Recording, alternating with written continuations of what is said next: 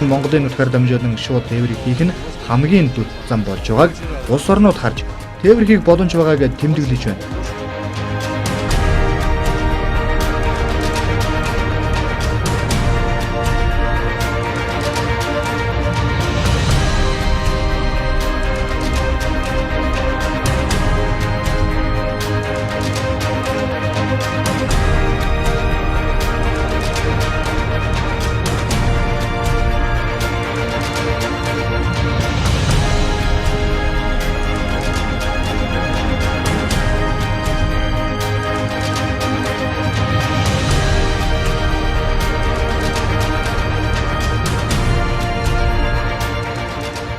Транзит цэвэр бол Монгол улсын зах зээл дээр орж иж байгаа цэвэр валютын их усвар. Транзит цэвэр бол зөвхөн төмөр зам, Улаанбаатар төмөр зам биш, Монголын эдийн засгт бол их нөлөөтэй.